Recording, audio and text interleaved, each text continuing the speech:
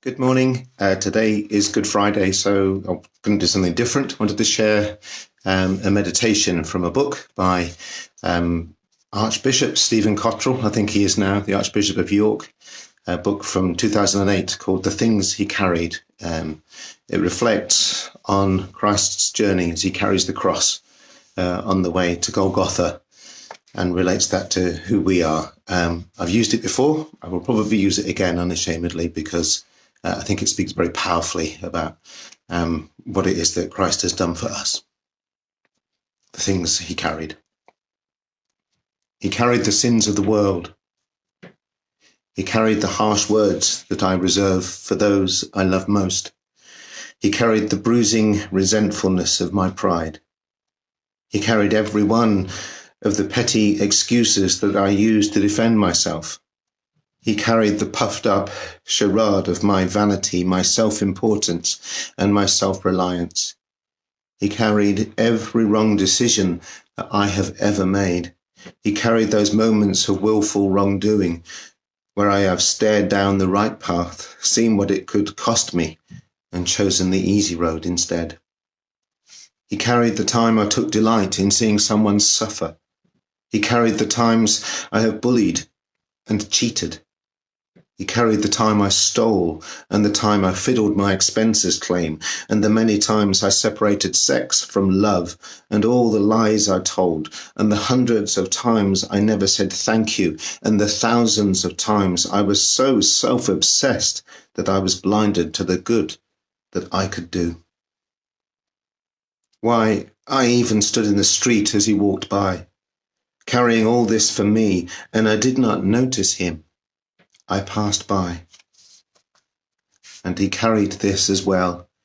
He carried my negligence and my envy. He carried my broken promises. He carried my deceit. He carried all those little hurts where I have let people down, where I have sat on the fence.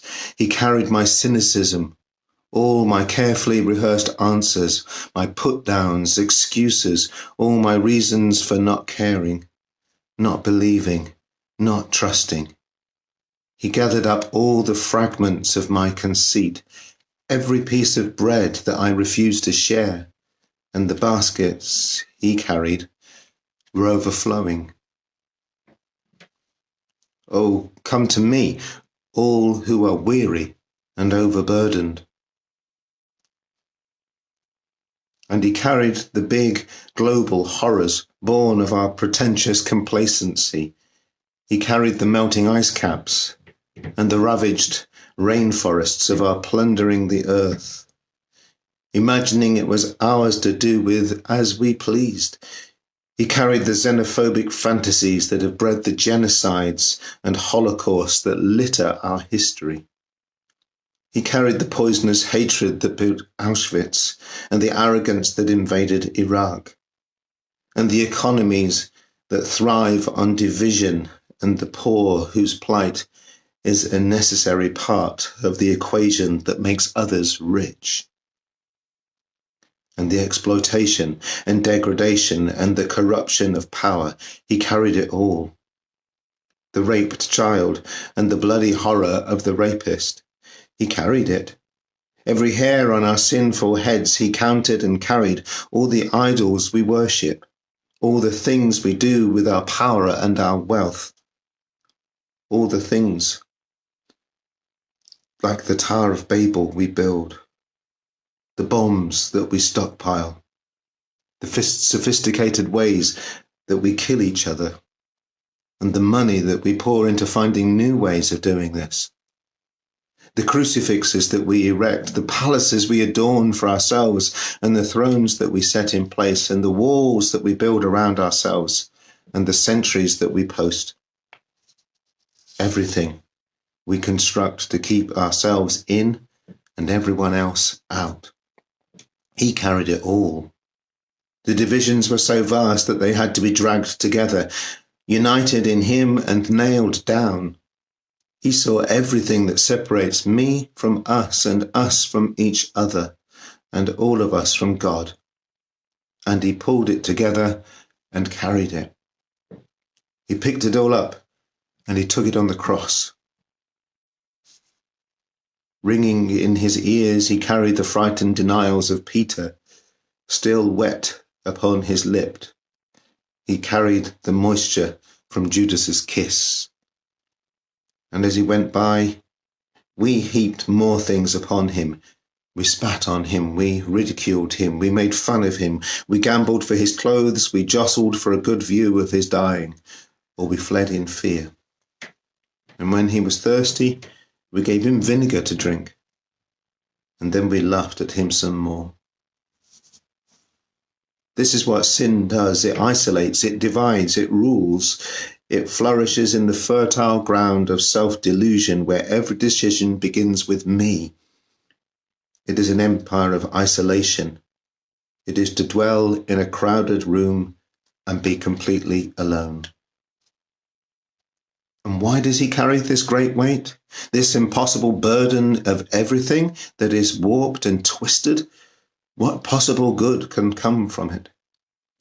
Isn't this stupidity just one more reason to sneer? The answer will shame us. Unless, that is, you have let cynicism get such a grip on your heart that there is no room left for love. For that the answer is love. For God so loved the world. I came not to call the righteous. And the weight is unimaginable, but the arms that bear the weight are stronger still, and they are true. He carries them because he wants to get rid of them. He will take them to the cross and crucify them. Father, forgive them. They don't know what they do. He will take them to the tomb and bury them. He will go on loving when all we can do is load insult upon injury. For this is what we do. We pass the buck. We blame each other. We evade the spotlight of responsibility, and we hide. We duck and we weave. We squirm and we sneer. And he carries it. He carries it for love. For when we say he carried the sins of the world, we mean every sin. And we mean that there is no such thing as a large sin or a small sin. And we mean every sin that separates us from each other. And we mean every sin that separates us from God. And we mean that sin is real. And most of all, we mean my sins and your sins. It is all so horribly simple. I don't do the things I want to do, and I end up doing the things I don't want to do. I am compromised and defeated by all my wrong choices. I choose to call it something else, but I know it is sin. It is what I know to be wrong, and I don't need God to know it. I am stranded. I am weighed down. But if I look very closely, I can see something else that he carries. Not just my sins as if they were separate from me. I am dead in my sin. I am not the person I want to be. I am already isolated and alone. He is carrying something else, carrying something which is very precious, something which needs to be restored, something which he knows can be beautiful, something which can be loved back to life. He carries me. And I am not heavy to him. God bless.